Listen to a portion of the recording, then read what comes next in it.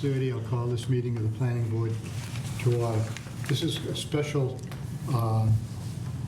this is a public hearing regarding zoning changes that'll be coming up in our upcoming annual town meeting. I'm going to read the notice. It was in the Brockton Enterprise. It was published on April the 14th and April the 21st, 2025. Notice is hereby given pursuant to Mass General Laws 40A and Section 5 that the West Bridgewater Planning Board will hold a public hearing on Wednesday, April the 30th, 2025 at the Council on Aging, 97 West Center Street at 6:30 to discuss 6 proposed zoning amendments to the West Bridgewater zoning bylaws that will be included as articles on the May 12, 2025 annual town meeting. The proposed amendments are Article 33, which will be the MBTA multifamily housing overlay district. Article 34, accessory dwelling units. Article 35, fencing, screening, and landscaping. Article 36, principal buildings and uses. Article 37, sheds and portable storage. Article 38, site plan. The warrant and the actual zoning amendments are on file at the town clerk's office, and if anybody would like to have the complete copy of it.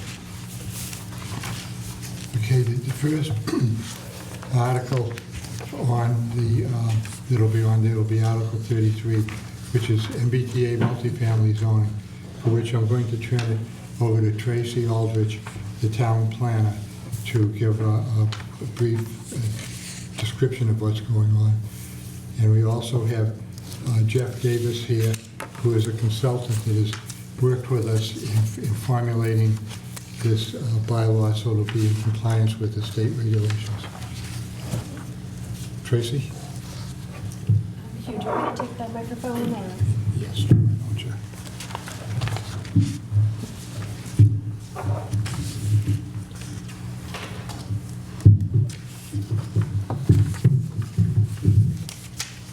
Okay, I'll do just a quick overview of the article. A high-level summary of the article is that it's going to amend the West Bridgewater zoning bylaws and as well as the zoning map to create a new overlay district that allows multifamily housing as of right and update all regulations in the bylaw reasonably related to the creation of the new district throughout the zoning bylaw in compliance with Mass General Law, Chapter 40A, Section 3A. I'm not going to read the entire language here, but this is just to show this is the length of the law. This is the verbiage from the law, but at a high level, what it's doing is it's saying that every community shall have a zoning ordinance or bylaw that provides for at least one district of reasonable size in which multifamily housing is permitted as of right. So as of right means no discretionary permitting, no special permits, but we can do site plan review, which I'll get into in a moment. There has to be a minimum gross density, which it's a mathematical formula that is, you kind of arrive at it by using a compliance tool that the state has provided. We have to have 15 units per acre. We are not, because of our designation, we do not have to be within 5 miles from a commuter rail station, but certain communities do. And then the law goes into what happens should a municipality fail to comply. They also gave the authority to the Executive Housing of Livable Communities in conjunction with some other groups to create guidelines, which they have, which are now formal regulations that are what the municipalities have to adhere to.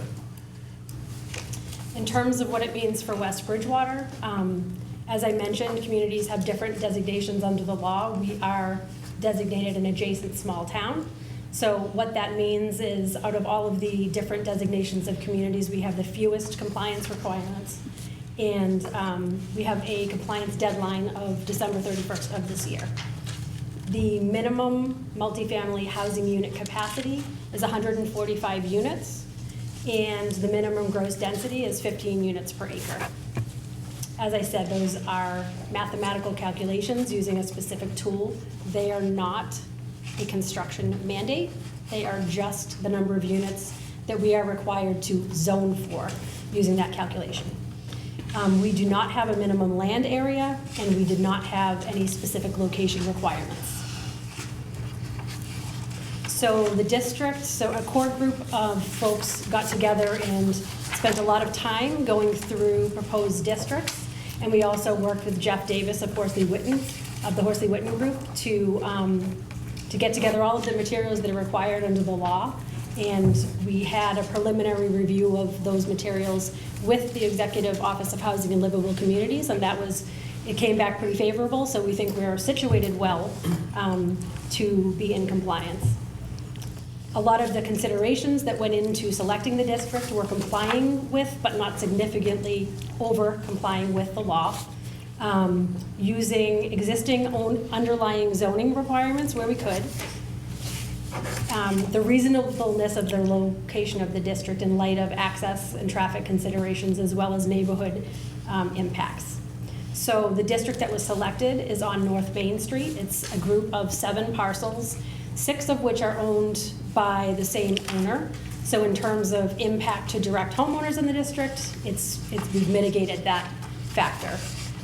It's located in fairly close proximity to Brockton. So in the event somebody wanted to make an argument for water connecting into Brockton, that would be something that would be addressed at a later time, but it would seem like a reasonable location for that to happen. So the proposed zoning policies in the district, they are, as I mentioned, it's as of right, so there's no special permitting required, but we do take advantage of site plan review requirements and design requirements in the bylaw.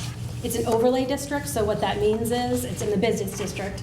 So the underlying zoning that's in place in the business district will remain in place, but an additional option to owners in that district is that they could have multifamily housing.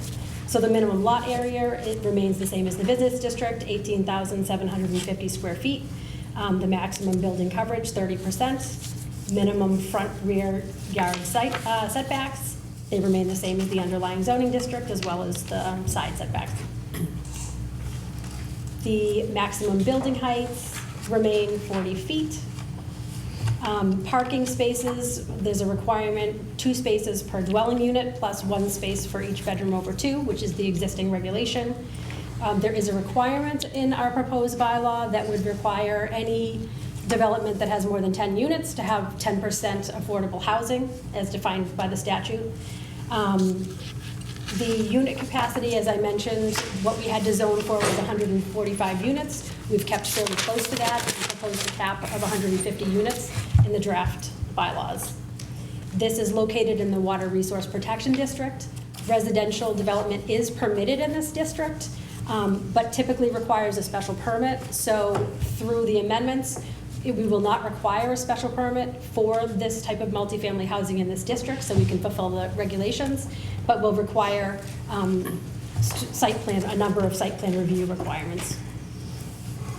So taking all of that into consideration, the district area, we meet it at 7.7 acres. We didn't have a minimum. We've got the right capacity. We've got more than enough dwelling units per acre in terms of that mathematical equation that I mentioned. It complies with the limits on affordable housing and doesn't set any limits on the number of bedrooms or unit size, which is prohibited under the new law.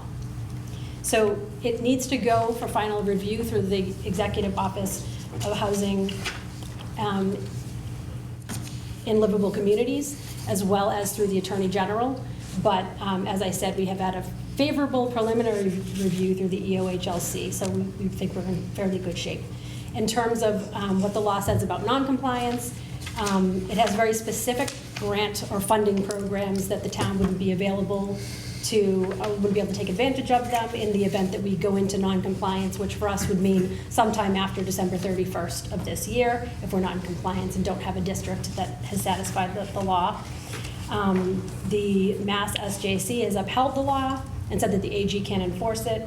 And so there's some litigation out there that's still unfolding. So in terms of what it means to be a non-compliant community and how that will end up looking like, what the enforcement will end up looking like remains to be seen. There have been updates when the new regulations came out that listed, there's a laundry list of A to M here, that would be additional funding opportunities that would look at whether or not the town is in compliance as they make their, they have discretion to look at that as part of the criteria that they're looking at for grant applications. So again, super high level, it'll amend the zoning bylaws, it'll amend the zoning map to create a new overlay district that would comply with the law. And that is the high level purpose of Article 33. And I'll give Jeff Davis from Horsley Witten a moment to say a few words.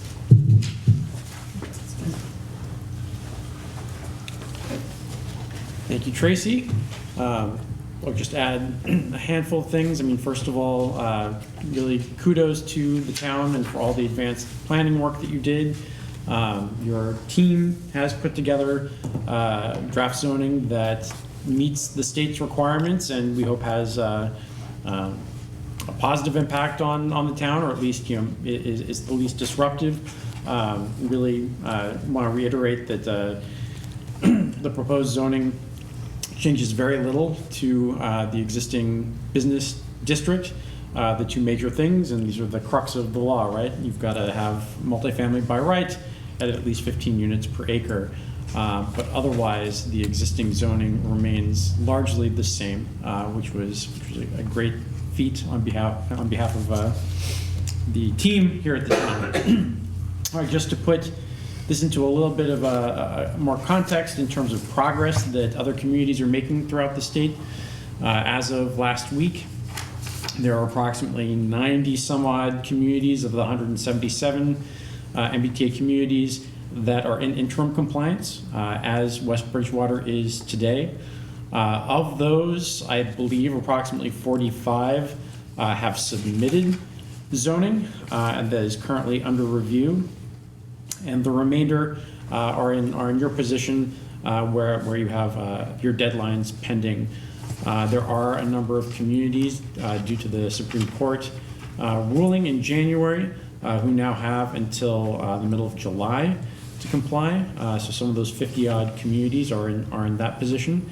But the remainder, about, if I remember correctly, 24 communities are in the exact same position as West Bridgewater, where you're an adjacent small town, and you're still on track for your original deadline of December 31st of this year.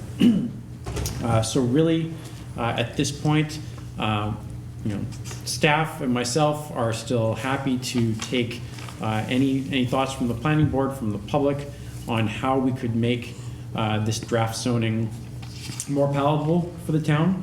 Happy to keep making adjustments. And then ultimately it will be up to the residents at the town meeting to decide yay or nay. I think that's all I have to add, and happy to take any questions.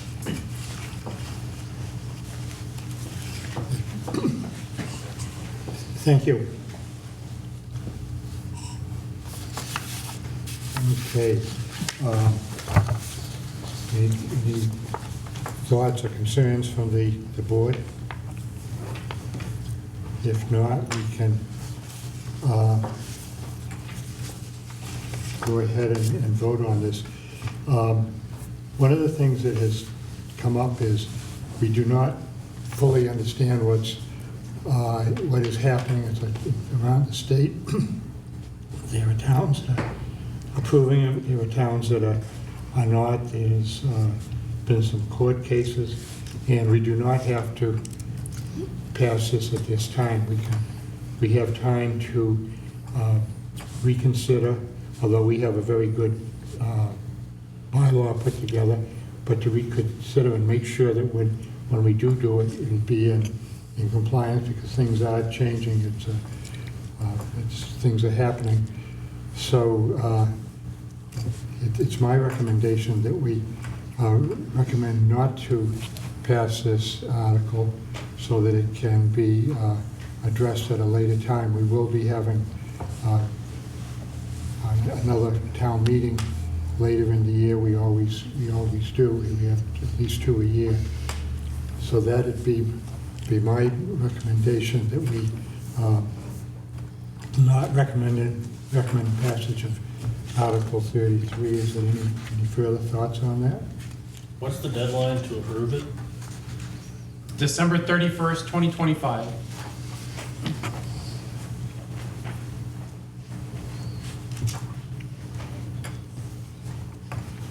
And this is also something that the Board of Selectmen voted 3-0 not to approve it, and the Finance Committee voted 3-2. So 3 out of the 5 members voted not to approve it. So we're in unison with the other boards in town, working with them. If there's nothing further, I'll entertain a motion. I'll move that the planning board not recommend Article 33. Second? Is there any further discussion? Mr. Chairman, if I just might make a comment. You may want to just clarify the reasoning, just so that if it were to be advanced to us, included in the motion, the reasoning.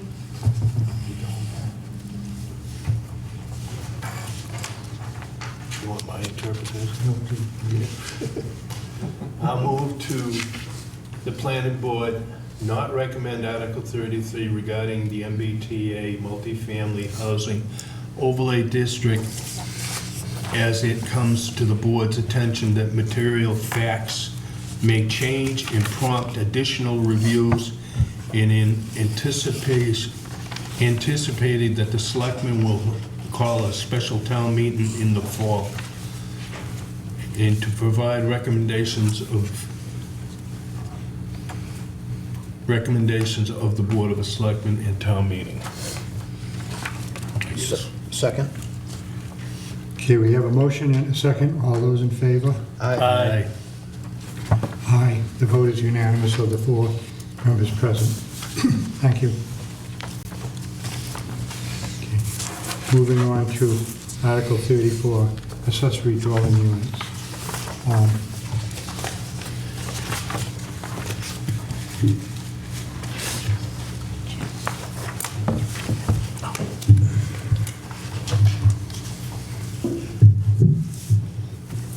Ben, do we need this now? Are you picking it up? Do we need this? I'm not using those mics, so. We can shut them off?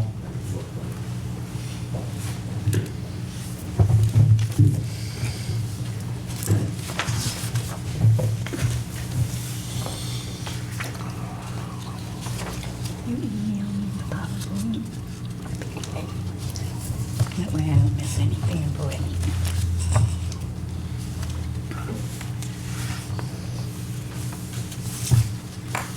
Okay, Article 34, accessory dwelling units, is to amend the zoning bylaws under the Section 2.0 definitions and Sections 4.4 table of use regulations, Section 6.2.4 accessory dwelling units as follows.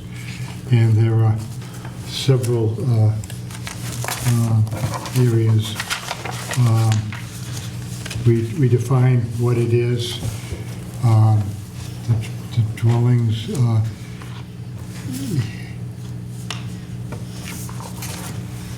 what people are going to be allowed to do is, on a single family, if they have an existing single family dwelling, they can add to it a separate freestanding building up to 900 square feet in area, and it will be a freestanding, or they could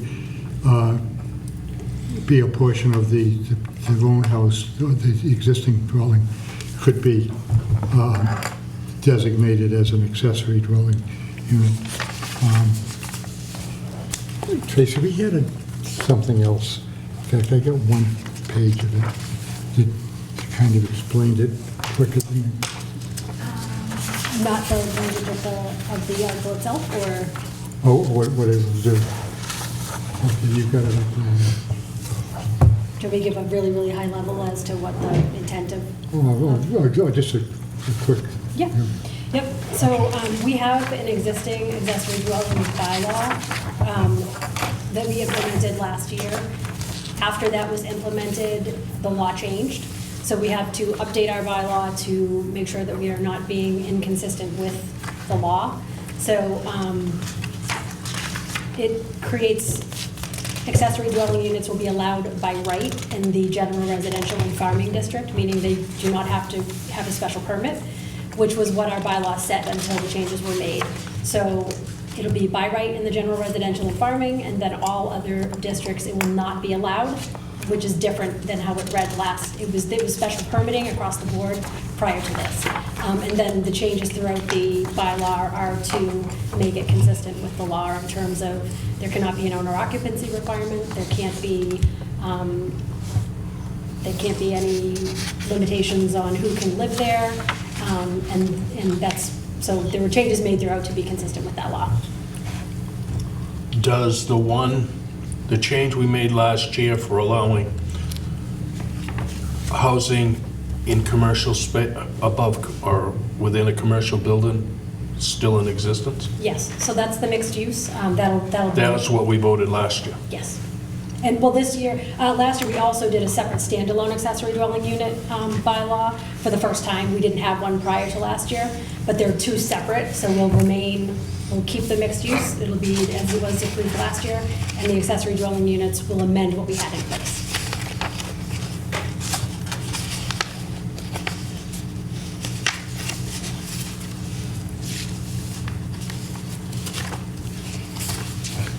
Is there any questions or concerns? Well, there's no minimum lot size on this? Well, yeah, it's whatever the lot is. If it's an existing lot with a single-family dwelling on it, Yeah. that's all it has to be. So I'm just going crazy because it's the only one I know of. Remember the old Nelson house on North Elm Street, the little two-room, it's got a small... Yeah. That's a postage size. Yeah. So technically that could put up, well, yeah, it'd be smaller, it'd be like 45 square feet, but It'd probably be you bigger could, than- I mean, there's a lot of lots like that, you know, Yeah, there is. down on Mayolus Ave. I mean, there's a lot of lots that are just, so there's no minimum. So somebody could put up, you know, half the size again on the same lot. As long as they have to still meet the zoning setbacks, the Board of Health sanitary regulations. They have to have room for, the septic system would have to be adequate. Does it have to meet conservation's rules Conservation. for the water? Conservation has to be everywhere. It's not- That's what I mean. So, Yeah, so I mean, you could have a small lot, but if you increase the flow of water off of a roof and the land won't take it, then it's not allowed. At least that's the way that I interpret when all these lots that they're looking at now, you have to create the retention to be able to hold what's on the lot if there's an addition. Well, they would have to, the stormwater regulations, Yes. they would have to comply with those, yeah. Yeah, so if you haven't got enough lot to comply with it, then that would be a reason. Or if they, yeah, they have to, but as far as the basic lot, if it's grandfathered in, it is a lot. Yeah, I just, that was one of them. The second one is now, is every subdivision we're approving, say a 20-lot subdivision, we're actually approving 40 dwellings. Yeah. This is what Beacon Hill tells us to do. Yeah, at the same time, Beacon Hill tells us not to use our water during the summer, Yeah, I you know?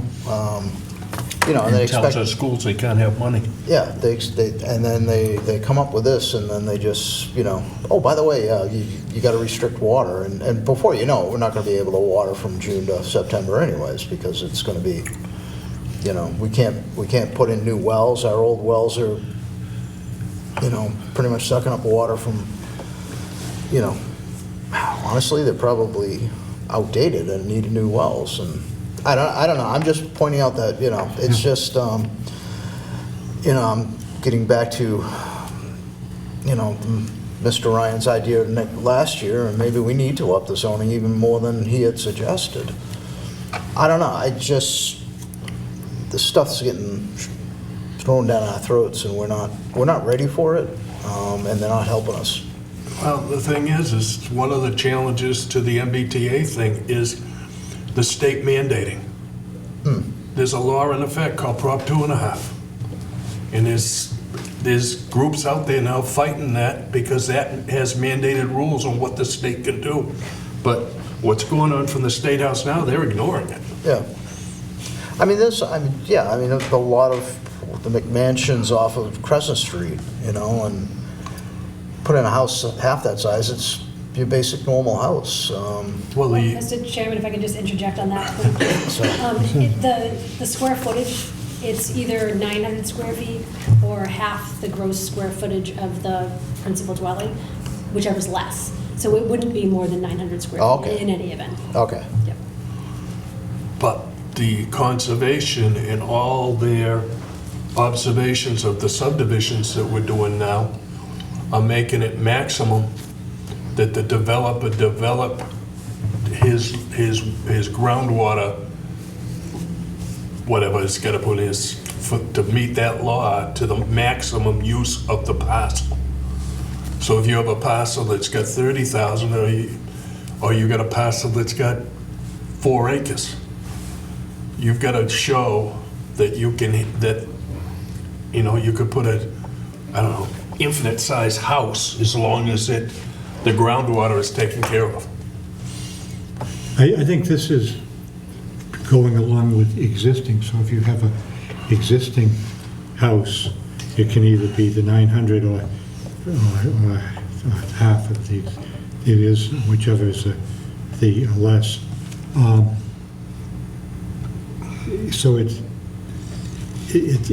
there, but yeah, it's basically saying everybody can have An in-law apartment.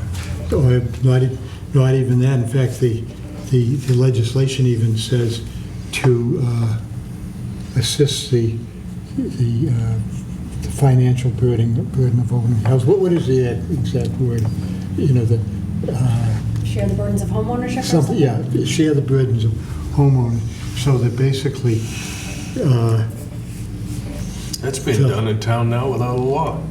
we got a lot of, yeah. I mean, I know of at least 5 houses that have been sold and bought in the last year and a half, that there are at least 2 or 3 families that are living there to afford the mortgage. I mean, you're buying $1 million house, there ain't many people going to pay for it out of their regular paycheck. You need a lot of checks to pay those bills.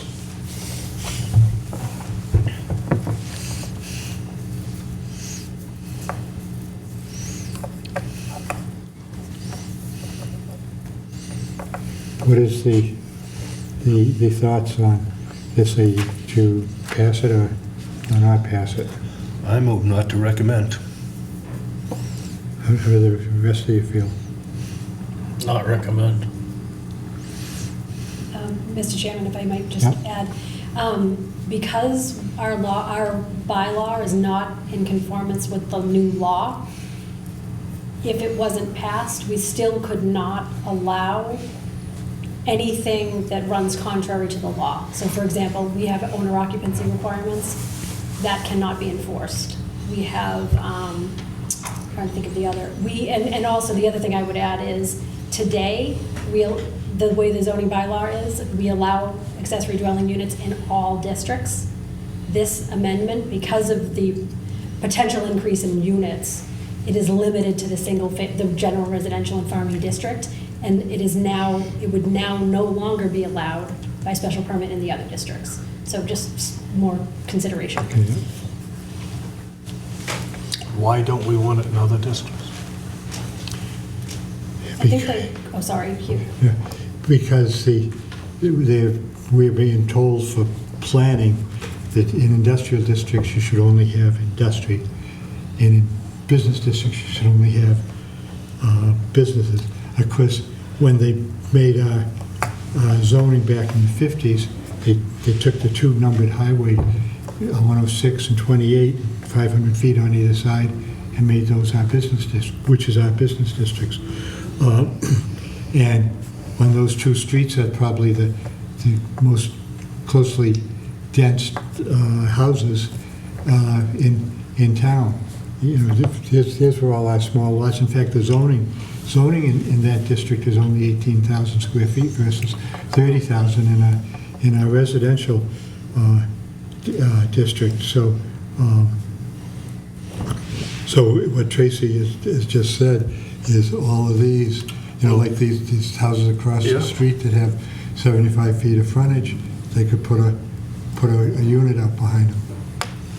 Well, there are towns, one is the town of Milford, that has so many industrial buildings that they went and changed the bylaw to be able to turn them into lofted apartments. So what's this, how's this affect something like that? Suppose one of our what do we got?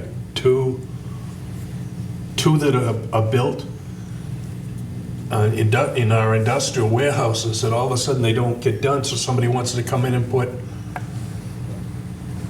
I don't know, I'll say 60 or 100 lofted, New York style loft type condos. Under a present bylaw, they could do it. Under this one, they couldn't. I don't know that they'd be able to under the accessory dwelling unit provision. And multifamily housing isn't, as of right now, I don't believe it's allowed anywhere. Okay, yeah, all right, yeah, okay, I see what you're getting at. But And I know there was good discussion in Milford over that, but they got dead buildings and they want to use them. And it passed. yeah. They got one in particular that is putting in 200 units. But they've been, statewide, they've been changing those old textile mills. These are new buildings. Oh, they were new buildings? Yeah, these are buildings that were built, nobody ever went in them, right off Oh, okay. right off of 495 in Milford. Okay, I was, because I know the old industrial building. Well, the old industrial, Yeah. yeah, but And they make beautiful apartments because of all windows, because they didn't have any lights in them. Yeah. The people, they only but had these sunlight are to work on. regular storage Okay. warehouse things. Well, yeah, but that'd take a zoning change, so this wouldn't have any effect. It would take a zoning change to allow for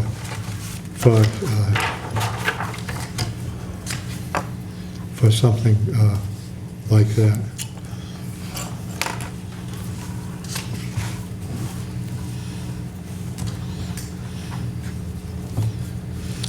Do you want to keep going and we'll come back to this before the night is over? Or do you want to act on it now? Well, we have a motion on it. We do have a motion.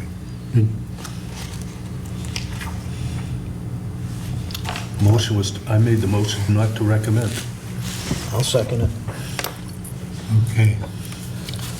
We have a motion for Article 34, not to recommend. Any further discussion? All those in favor of the motion not to recommend? Aye. Aye. Aye. I'll make it unanimous.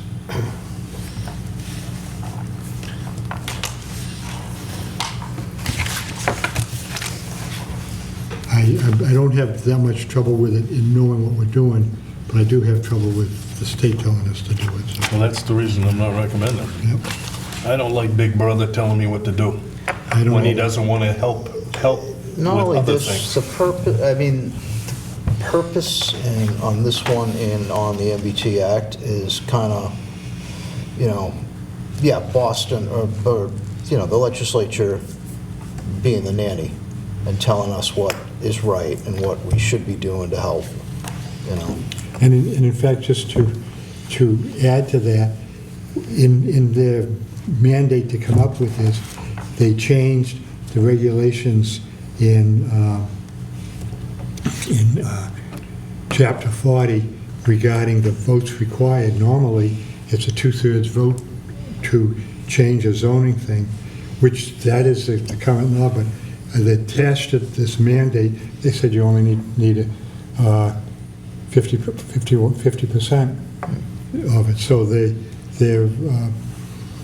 would jamming it down our throat. Yeah, I just, I'll read it for the, it says the purpose of enabling owners of principal dwellings to share burdens of home ownership with others. It's a burden itself to own a home, Why, it's almost like, oh, you own a home, you've got to help somebody else who needs to, why is it on the people of the town or the Commonwealth to help? That's yeah. Well, the thing going with this is if you got somebody that wants, they're gonna turn around and they're gonna do it anyways and not tell anybody. Yeah, I mean, I'm fine with, if it was an in-law, or if it was a relative, if that case, and, we've seen houses, a couple of houses that have expanded because of an in-law. That's fine, but this one's here is just like, it can be a separate ownership. It doesn't have to be related. You could rent it out, yeah. Mr. Chairman, I don't want to belabor the point, but I just want to make it clear that those things we still can't do even if we don't pass our zoning changes, because that's the law, and we can't do anything that doesn't comply with the law. So we cannot put owner restrictions on it, we cannot, we can't require a special permit. All of those things are in our bylaw today, and we cannot require it. It's a protected use, so it's going to be that high level of scrutiny that churches and educational facilities have to undergo. So I just want to make it clear that none of that will we be able to enforce once. Who would own this secondary dwelling? It'd be the principal. Yeah. So it'd always be the principal? Yeah. Okay. Can't waste. Okay. Anyways. Okay, moving forward. Article 35, the fencing.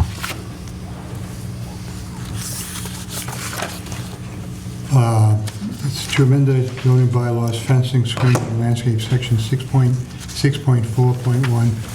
And what we're proposing to do is amending fencing, screening as follows.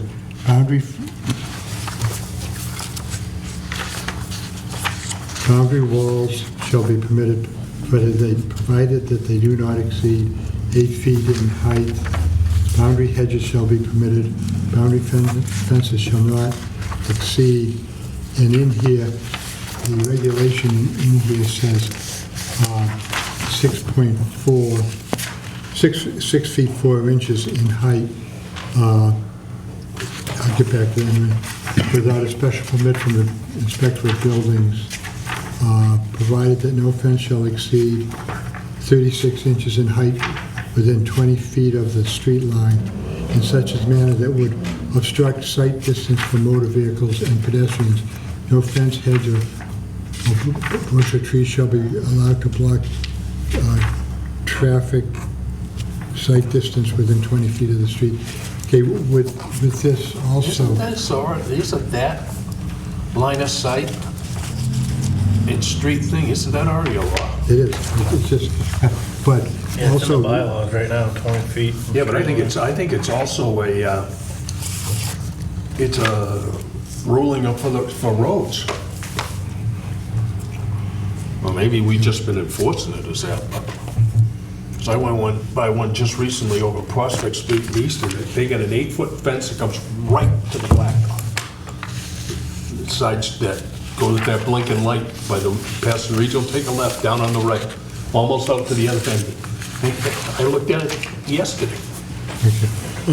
But within this 6 foot 4 inches should actually be 7 feet. That is what the current state building code Is 7? is. Yeah, we have 8 feet in our bylaws, so we're actually lowering it, correct?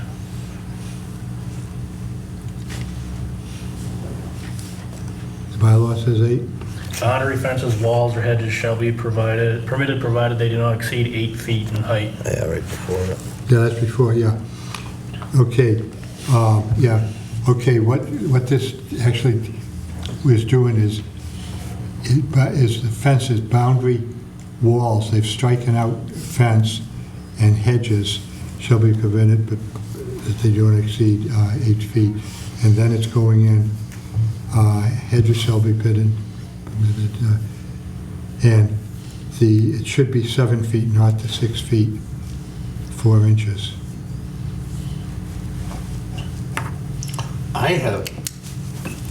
That, I don't have a problem with it, and I can understand where some of it's going, because I have read of some towns where people are putting up fences that the grass won't grow on the other side, because the sun never gets there. It's a spike fence. Yeah.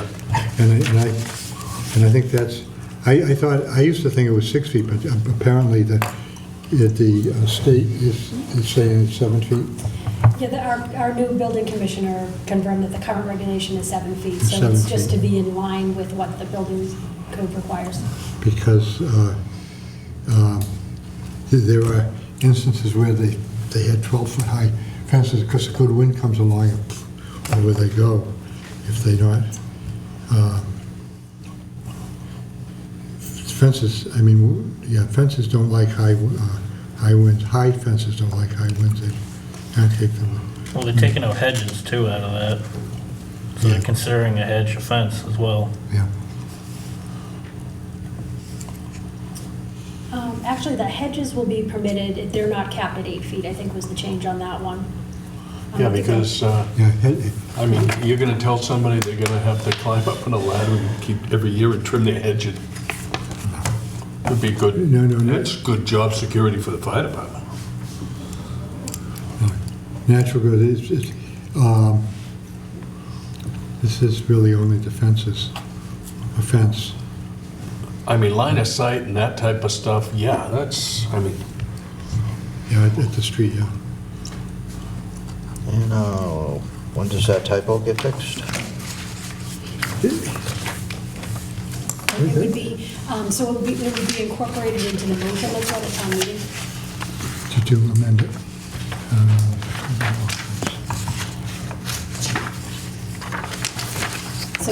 So if you were inclined to approve it this evening, or move to approve it this evening, it's included in the proposed motion.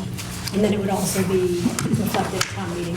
Yeah, the motion was to reach screening and landscaping as presented, and with the amendments proposed in memo from Tracy, which is, Sorry, Tracy.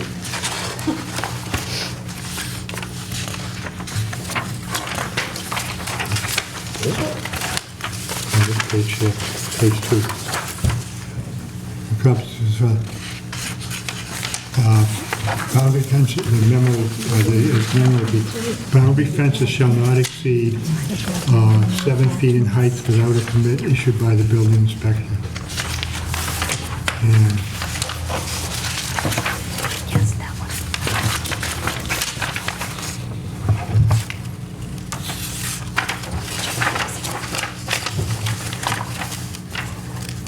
Down on page 16. What's that? Second paragraph. It's upside down. Where the- Yeah, when you turn it, yeah. It's 16. That's the one where site spelled wrong. You just fixed something. Current plan on there. So the only thing that's changing is 66641. yeah. Told you I was a traffic engineer.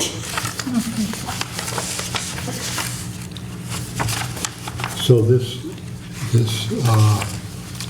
our motion would actually, well, this will be, our motion would be to, whether we approve it or not, but these are the motions that are being proposed at the town meeting, so that will have to be, those are the motions proposed for this evening. yeah, but basically it'd be the same thing. Yeah, on the town meeting floor, it would be, as presented with the following change. And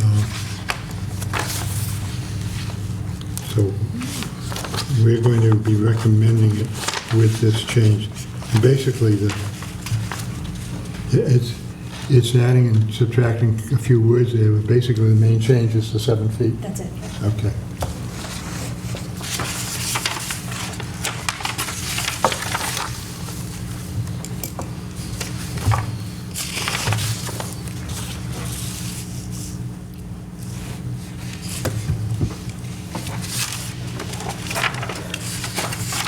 So just to be correct, the 6'4" becomes 7 feet. Correct. And our motion, if that the planning board recommend Article 35 regarding fence and screening as presented, and with an amendment to change the 6'4" to 7 feet. And so that should be a motion. Okay, I'll move that the planning board recommend Article 35 regarding fencing, screening, landscaping, as presented with the amendment of changing 6.4 to 7 feet. Do we have a second? Second. All those in favor? Aye. The vote is unanimous. Okay. Article 36, principal building and uses. The intent of this article is to clarify section 5.2.2, other dimensional requirement and density provisions.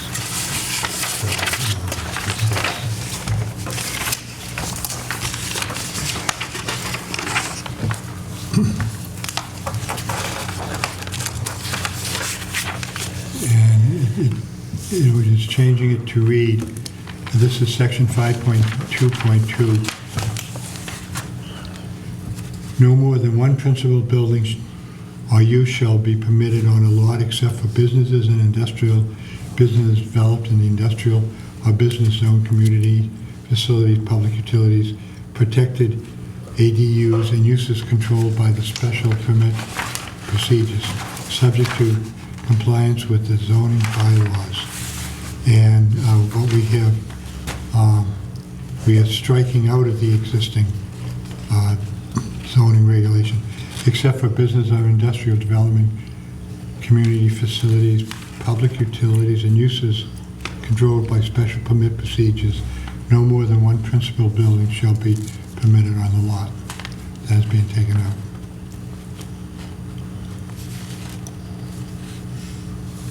So this is more just a language or how it reads than any change? Mr. Chairman, if I might just, Yes, so I think the please. primary driver for this was to make clear that in the business and industrial districts, there will be more than one use allowed on the lot, because that wasn't clear before. And only one use would be allowed in the general residential and farming. And there are certain exclusions from that that existed before, that are It seems still pretty retained. clear before. Yeah, I don't, why do you want to do it? I think when this initially was proposed by the previous building commissioner, it was because it wasn't clear how many uses were allowed in the, If you got a 900-foot building, you're saying, according to this, you only get one use? it wasn't, that's just exactly the point. It wasn't, no place did it say you could have more than one use, but as long as you meet the other underlying zoning things, like the coverage, the square footage, all of those other things, you could have more than one use and It allow. says accept right on the bylaw. Under A. I'm sorry? It says accept right under A in the bylaws. Except for businesses or industrial adjacent, industrial development, community facilities, public utilities and uses controlled by special permit procedures. Yep, it's just, I think it was just to make it explicit, because there wasn't anything that talked about, it didn't explicitly say that multiple uses were allowed on a commercial or industrial lot. So this just would. So if you don't see a change, it's probably not that significant of one, but it clarifies. I mean, that's why these people build these big buildings, is to divide them into many uses. And it could be multiple buildings as well. So you could have, I'm just going to use an example, you could have a business on a parcel and have a contractor's storage yard on the same parcel. Two separate businesses, but both on the same parcel. It's nothing really changes by changing the wording Am I correct? We're just cleaning up the language, is that what you're trying to do here? That was the intention, yes. But is it more confusing? Yeah, I thought it was pretty simple before. I mean, the amendment, to me, confuses me. But then again, that happens every morning.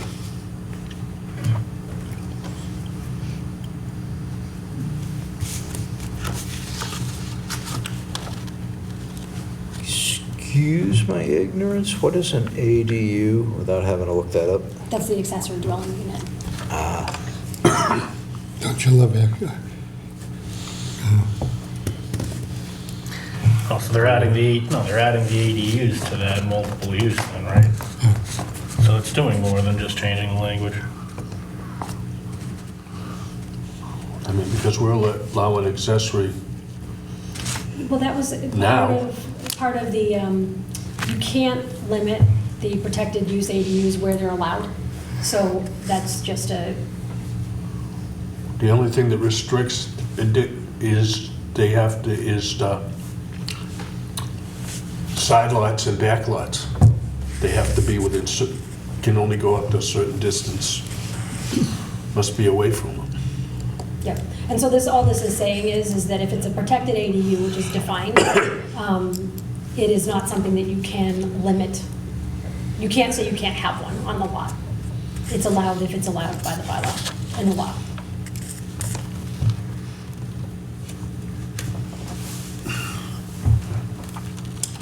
I think this would get changed if we recommended Article 34, but we didn't. And so at town meeting, if the town votes to not pass it, then that protected ADUs would come out because it wouldn't be, that would no longer be a defined term.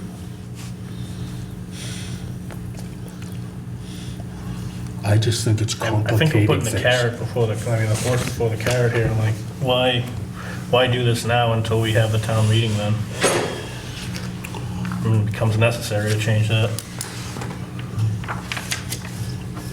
Right? Does that make I sense? don't see any, to me, it's confusing me more by changing it. They're adding language under the assumption that this will all get passed, basically. So they're putting the language in there now, so it's there and done already. But we haven't gotten there yet. So basically, if Article 34 is not passed, then this shouldn't be passed. Yeah, because there'd be no change Yeah. needed.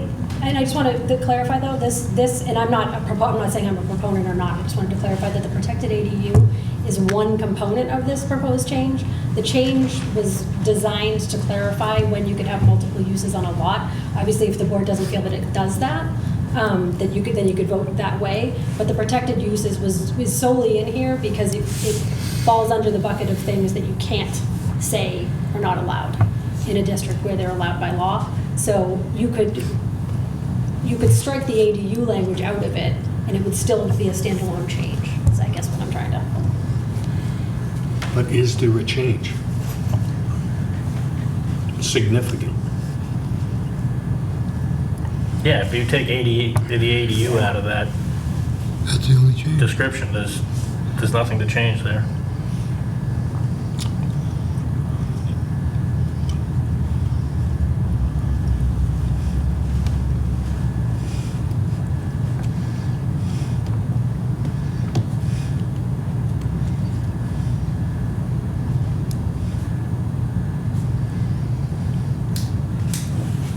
Yeah, actually, the more I read it, the more confusing it gets to me, too. I mean, They're adding the ADU to it, so if you just read it like read the old bylaw first and then read it again, and then you'll see that they just added the end to it. yeah, because, I mean, I'm getting confused. No more than one principal building or use shall be permitted on a lot, except for business or industrial/business development in the industrial or business districts. Isn't that what's supposed to be in the business and industrial districts, is business and... it- I guess think about a residential use that's in a business district today that is not, it's a legal non-conforming use.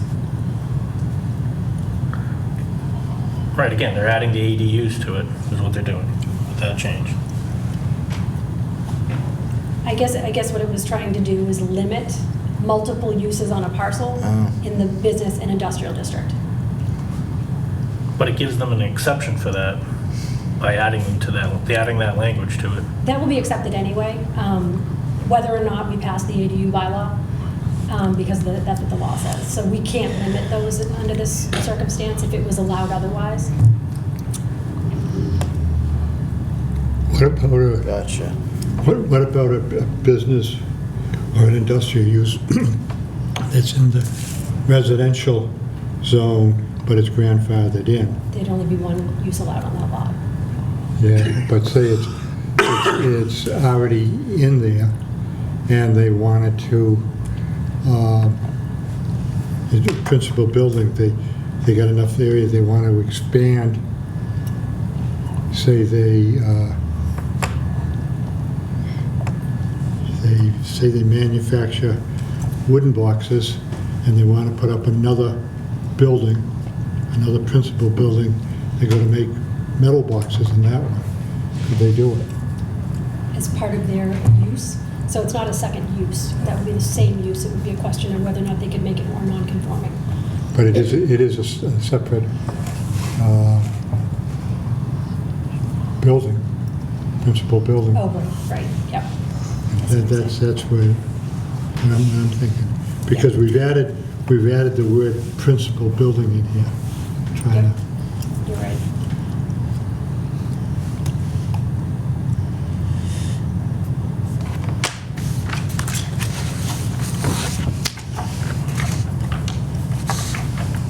But still, I go back to, this change is not needed if the accessory dwelling units article is not passed. Is that right, or is there a need for this? So I think the scenario that would still exist is a business, a legal, non-conforming business in the general residential and farming district that would allow two uses or two buildings on a lot in the general residential and farming district for business or industrial, not industrial, but for business purposes. Whereas today, they may not under the non-conforming provisions. They'd have to go for a special permit to get the non-conformance approved. Potentially, if the building commissioner thought that it was permissible. Which may not happen,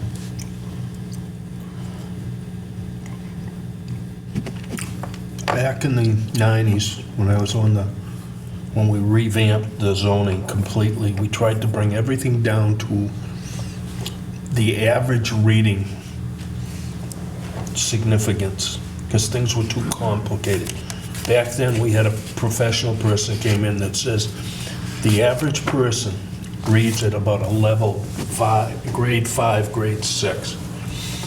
And things were so confusing that we changed a lot of the zoning, the wording, to make it, this just makes it more confusing. Yeah, I don't see a need for this unless Article 34 gets passed by the town, then we can revisit it. And I've seen us pass things like this, and it had to go through the Attorney General, that's got more complicated than this, that's been thrown out the window. you know, seems Beat it. we're pretty much guaranteed we're going to have a special town meeting this fall. Why don't we kick the can down the road? And we'll address. This thing is it better to pass without action? If it gets voted down, isn't there a time period that something can be brought back up again? Right. So if you pass without action, it's almost the same thing with the MBTA one. Better to pass without action. I believe that is what they were going to do. That would be Because my the- vote. It's on our agenda for next Wednesday. Yeah, I but- can't speak for the other two and their intention. But that's the whole thing I got. If you've got something that maybe has some merit, but it's confusing right now, you bring it to town meeting, it gets voted down, then you can't bring it back for, I think it's 2 years. Yeah. I think it's 2 years. But if you pass without action, you can bring it back in 3 months. Yeah. So again, it would be, I can't speak for the board, I No. can only speak for myself. It'd be my intention to just move the MBTA Act and not vote. Yeah, pass without action. Yeah. You know, what if, I I'm not gonna get the I right think town language. council is going to tell us Yes. what to do. We will have It's to above have our a pay grades. script that will, in effect, Okay. not take action on that.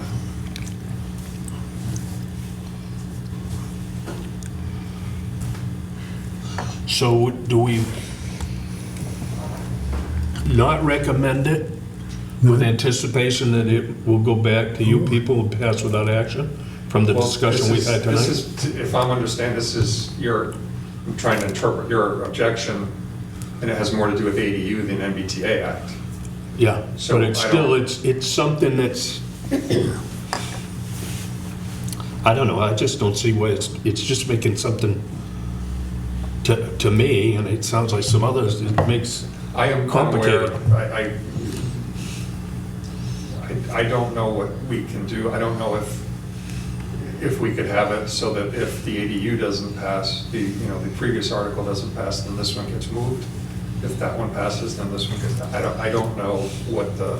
The chicken and the procedures egg, would which be. comes first. Yeah. I mean, any article can be passed without action. And I guess I would just question if the board has a strong feeling about it in either direction. You're merely voting on what you're going to recommend to town meeting, and then town meeting will vote on it if you don't pass without action. So if you were so inclined to not recommend. I don't it- think we have the right to pass without action.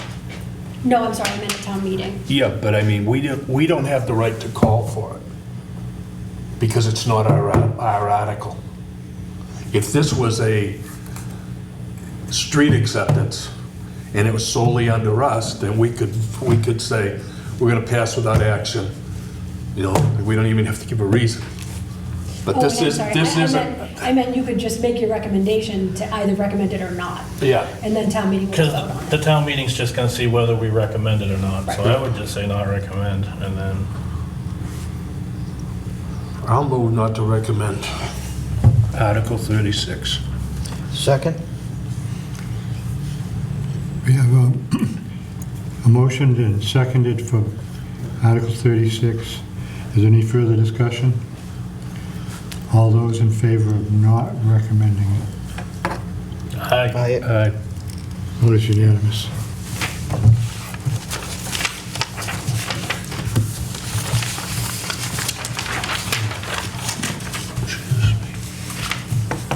Article 37.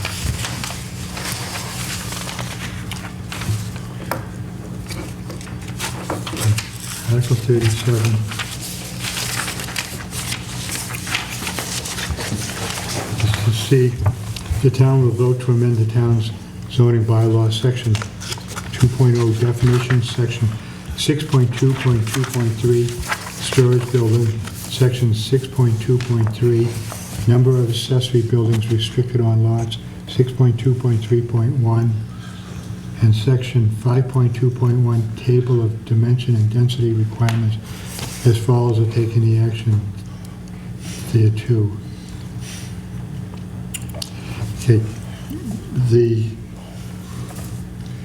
I'm going to let Tracy speak to it. I think that's, if she would please. Sure, so this article would make it clear when building permits are required for sheds and portable storage, which are containers like cargo containers or the like. So a building permit in essence would be required in all instances where either of those things were going to be located on a property, except that the proposed amendment from the selectmen was in the event of storage buildings, that it be a minimum of 45 days before they would be required to get a permit for things like hot moving storages or something like that. So that is what this is designed to do.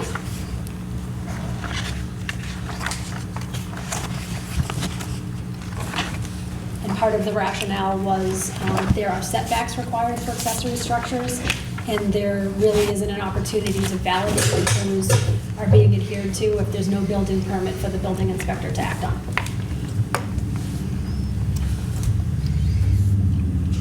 So if I wanted to put in a 8x3 storage shed, I'd need a permit? Yes. Isn't it presently I thought under it- 100 square feet? I thought it was. 10 by 10 or 12 by 12? It's 100, yes. All accessory buildings used for storage or similar use shall be permitted to be located in any portion of the rear yard or side yard. No storage building shall be located in the front yard. And what do we want to look for, the definition of storage building?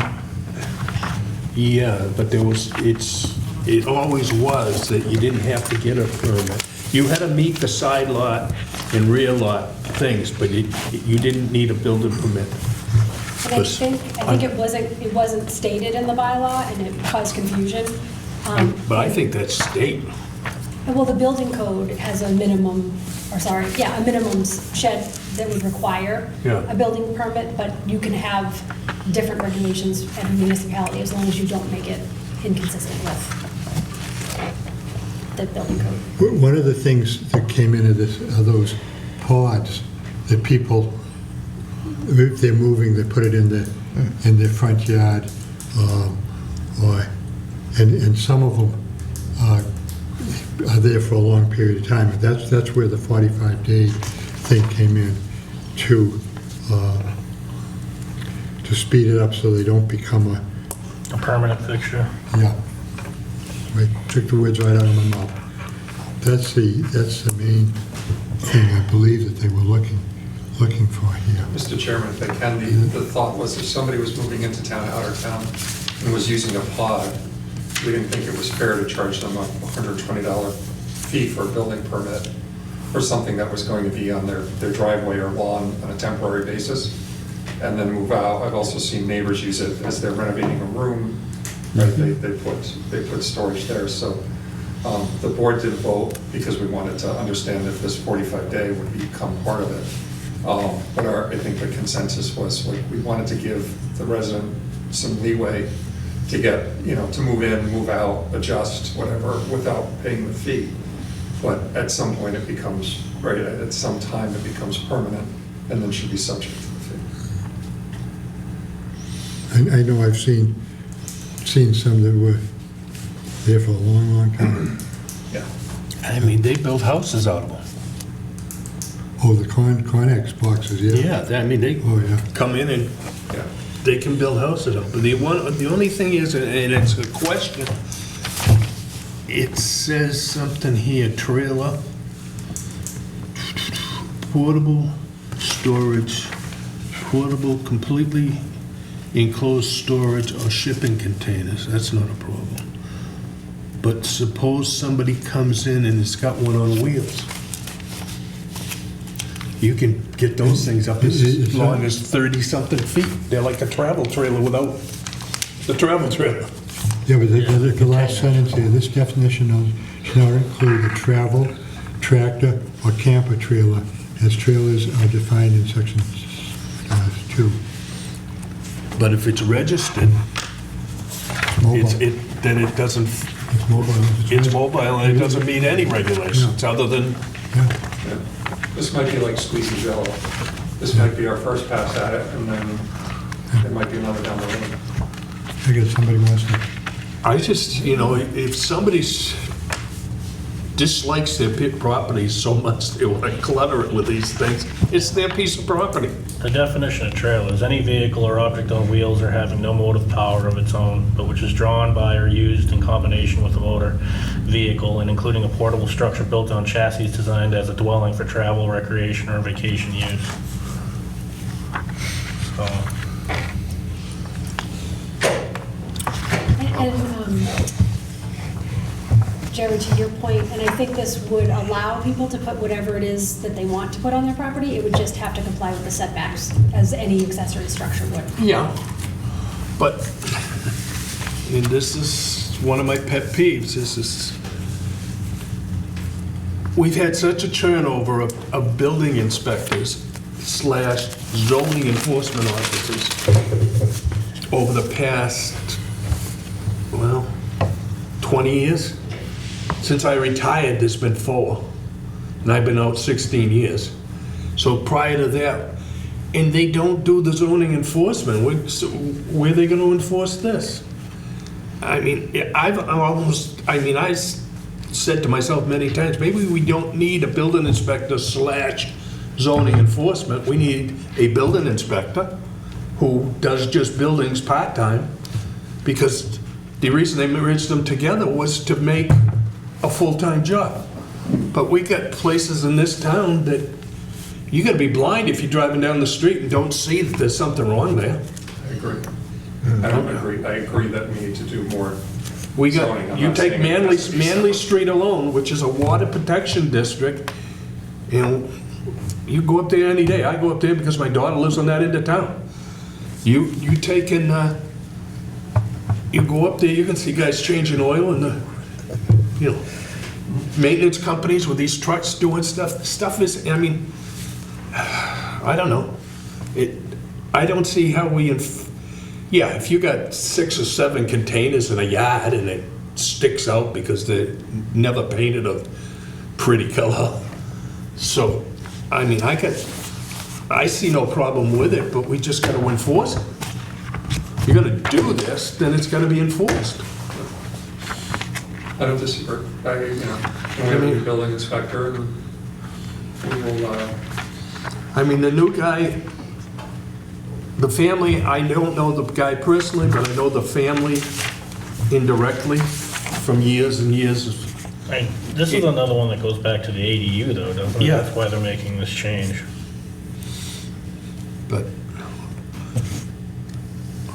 I don't know, I do see sheds portable pods in yards for long periods of time. And to the And point, today, they're not in the bylaw at all. and Jerry, I think to your point, who's going to enforce it? Well, first it takes a phone call.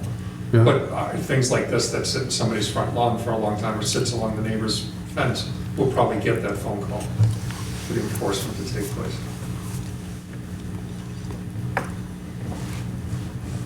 I can tell you there have been phone calls placed, and it was tricky to enforce because they weren't included in the bylaw. Where storage buildings are located within a manufactured housing community, the requirements of the manufactured housing community shall govern in the event of a conflict between them. that's another animal in itself, because Yeah. those manufactured housing, the 2 we got down, they don't even know where their lot lines are. They don't have There were lot very lines. specific provisions They don't have in the lot lines. general bylaws that covered manufactured, that's why that's called out. That's one piece of property, and they're self-governing what they. But you get neighbors fighting with each other over where their lawn. That's between them. Because there is no lot line, Yeah. so it's, But those sheds, the storage facilities on those properties are fairly tightly regulated in the. Oh, yeah. zoning. yeah, and they take care of themselves. And we don't want to, But I don't know whether we need to have a minimum size shed. I watched your meeting and you had some discussion on it. Technically, I've got a shed, it's called a garden shed, between my garage doors. It's 12 feet, 12 inches deep by 18 inches square. And it's, basically like this. That's where my FedEx and Amazon and stuff is put. Fits right between the 2 garage doors. Technically, that's a shed. I would need a $120 permit for that shed.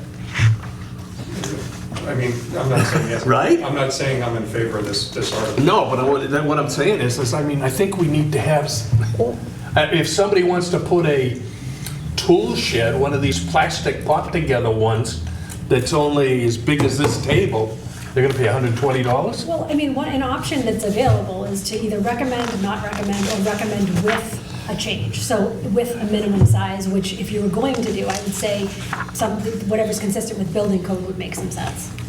Which I believe, is it 8 by 10, I believe?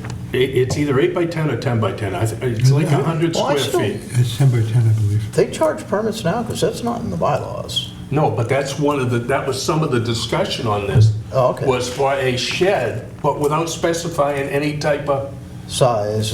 So if you get somebody that wants to be a hot ass, right? You got a 12 by 18 shed, you gotta get a building permit.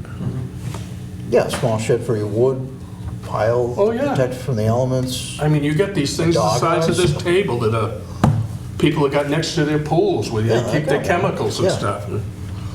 I don't know. I could go unanimous and not recommend again, so. So I want to break you straight.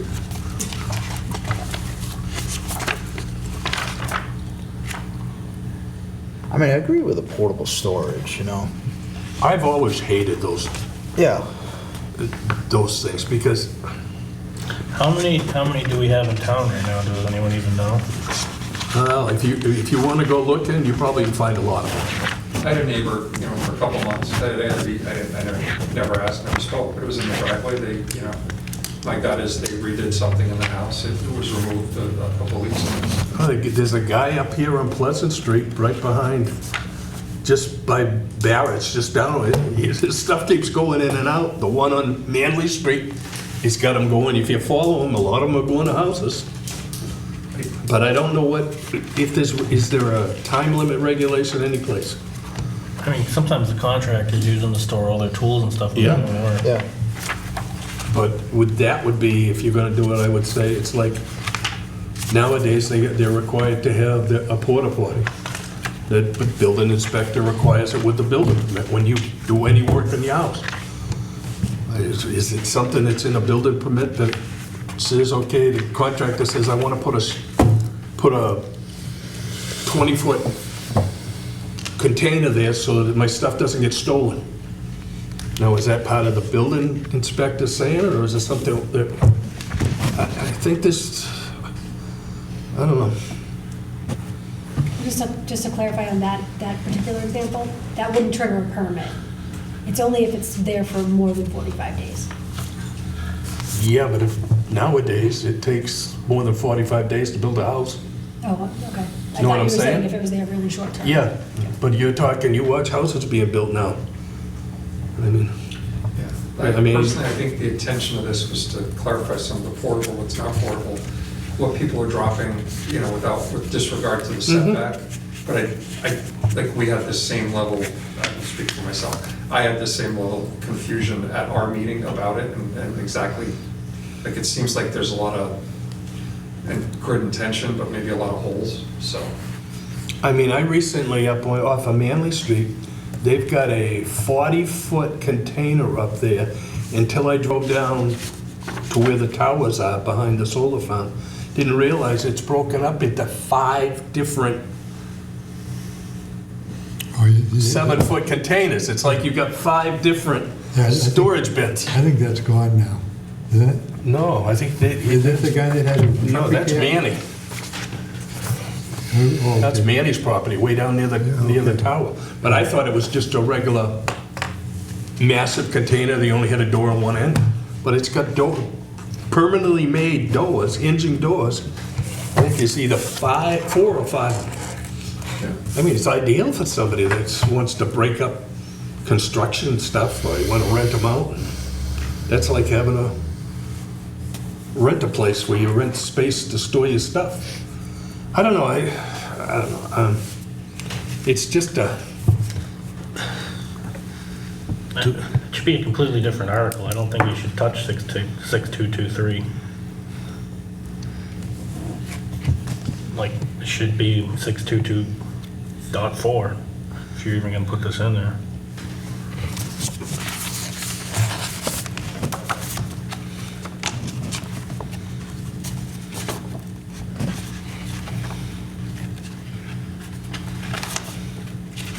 I mean, the other one I had, I still can't figure this one out, 6.2.3.1, where it says you can have 2 buildings, but excluding swimming pools and related equipment?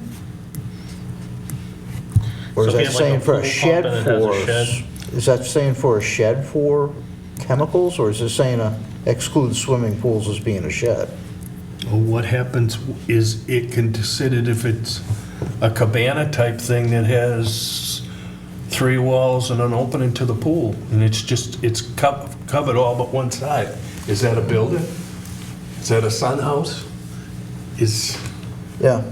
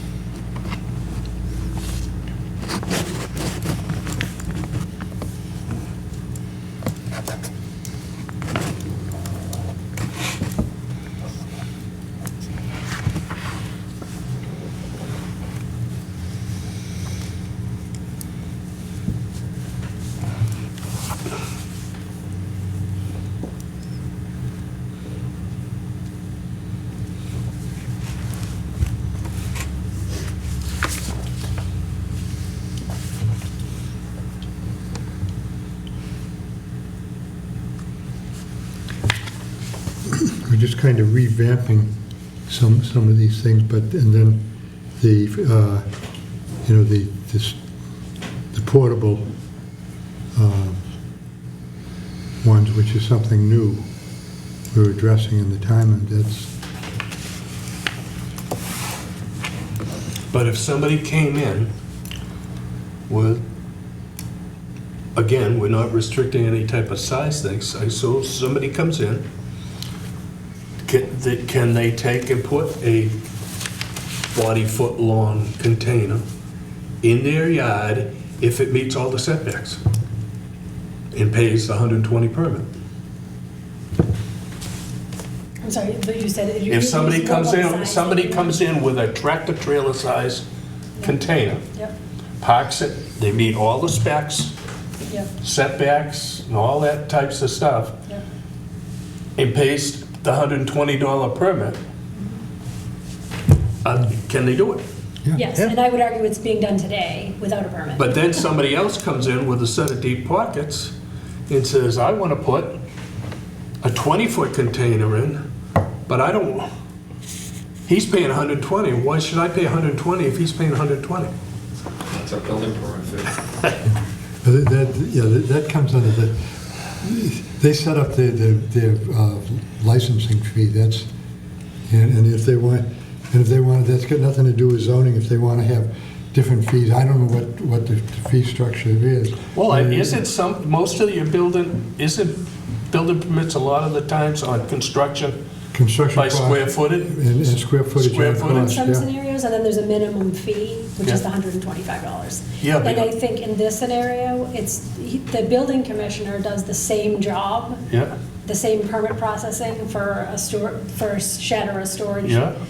Whether it's small or large, I mean, it's the same, he's gonna look at the plan to make sure it meets the setbacks. If he goes out there, it'll be the same level of work regardless of the size of the shed. I don't know.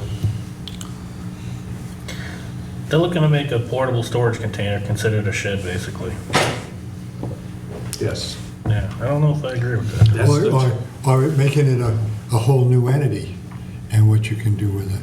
But they're making you put, as far as zoning setbacks, you have to honor them. But it's bringing it in. And it's also adding the fact that if there's a temporary one, there's a period, and we're putting a number on what is temporary, which we've said 45 days. When I know it's a house that burned down in Bridgewater just over the line, and it was a couple of years ago, and they're still working on it, because it takes a long period of Yeah, time. they have- But it's Yeah, what it's- happens when they get over 45 days? What if the town starts fining them for No, being they over can go to 45? I believe you can go to the building inspector because it's associated use with the building permit. As long as the building permit is in force, it's an associated use. I think what we're I think afraid of. fire, I think fire in acts of nature, fire, there are regulations There that is. restrict that type of stuff, because you can bring in a portable house and put it next to your burned out foundation and worked on it. That's what they did in Bridgewater. But what I'm thinking, and I mean, in the pods and things like that, most people put it where they can get to it. I mean, it's not like they're gonna put it out in the backyard. It's gonna be in the driveway or off the driveway, so they can go from the house to the pod. They're not doing it and have to walk 300 feet every time they wanna move stuff. Usually it's just, the only difference between a pod and a moving van is the moving van is on wheels.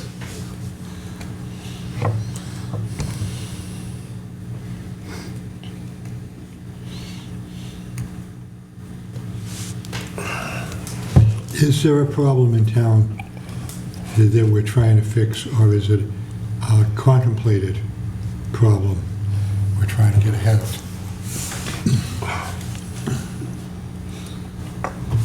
And I think the conversations in the bylaw study committee were, it was originally raised by the building commissioner because it was something that he was being asked to enforce but couldn't because we didn't have something that would allow him to do that. So I think that's where it came from.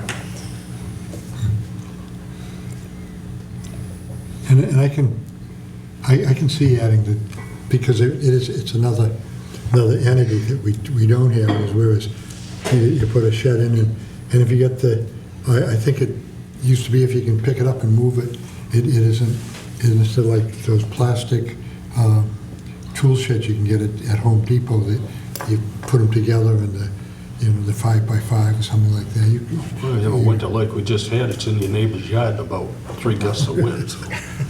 Yeah, this is saying all buildings used for storage or similar use shall require a building permit, including sheds and portable storage containers, so those plastic ones you buy at the store would fall under that, wouldn't it? That's why I was saying, Yeah, is see, if you determine the size, and somebody buys one of those, they make them to put kids' bicycles in and put a padlock on it. Granted, you take the whole shed with the bicycles, but Yeah. it's still, people think that they're secure if they can stick to a bicycle. I mean, they make them for, that size type of stuff, so, but I don't know. I don't know. Like, it's not a permanent structure, you know what I mean?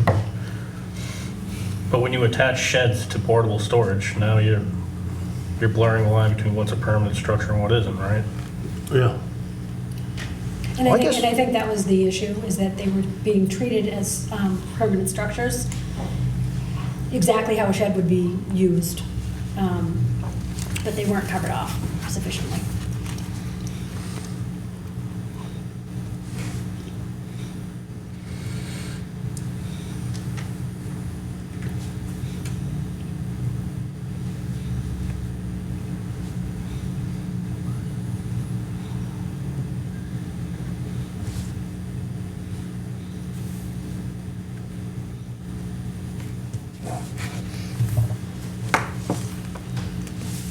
I kind of agree with, I agree with Jerry that, a shed's not defined in this and what can be classified as a shed.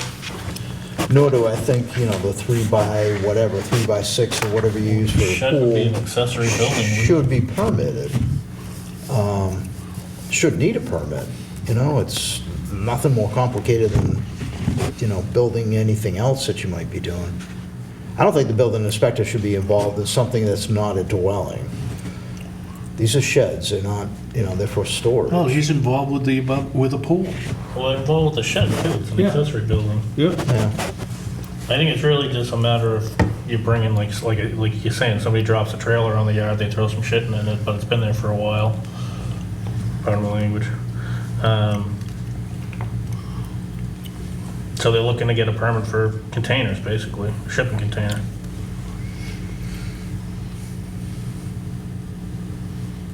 Yeah, I'd rather have that defined than anything else. I'm kind of wondering if this needs to land in the planning board's bylaw. It'd be a zoning thing, so A zoning thing. it would have to be. The planning board doesn't have authority there.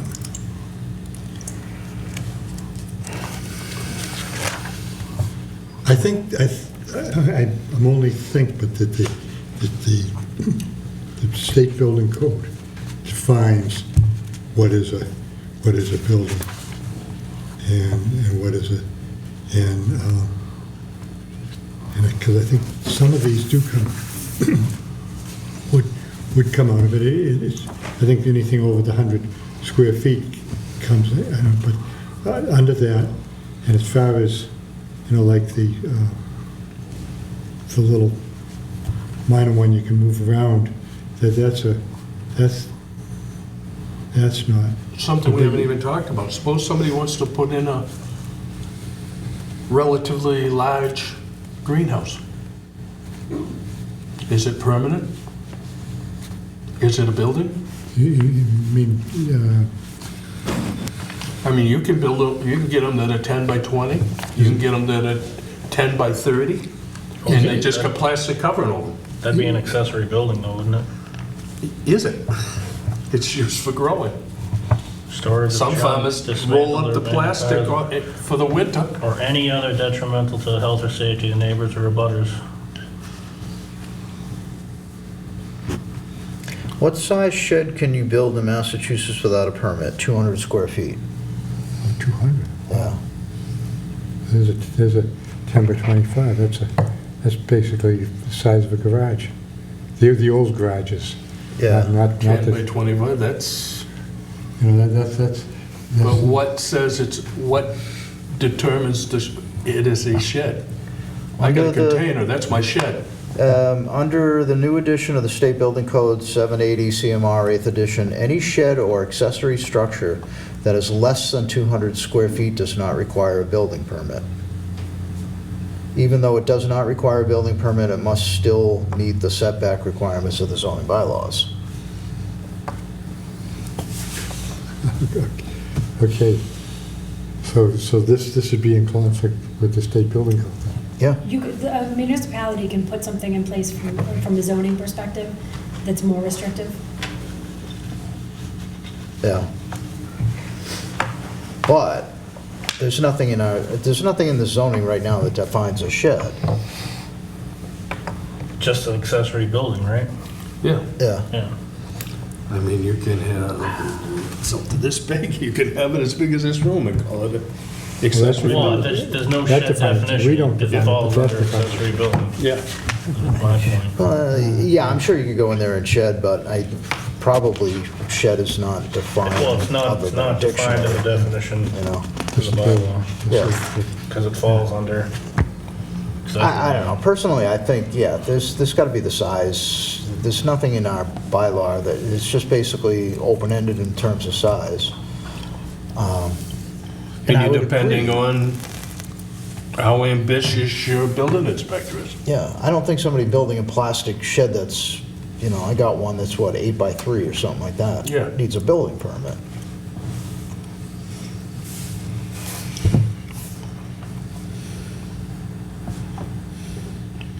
I mean, you got a building inspector he's got common sense, and you probably don't have problems. But if you got one that doesn't have common sense, Yeah. you got problems. And I'm not saying the new building inspectors, the last two we had, his door, I've known him through other avenues. He's a very intelligent person, but doesn't necessarily mean we've had that in the past. And they might have good ideas, but making those ideas work and answering all the questions.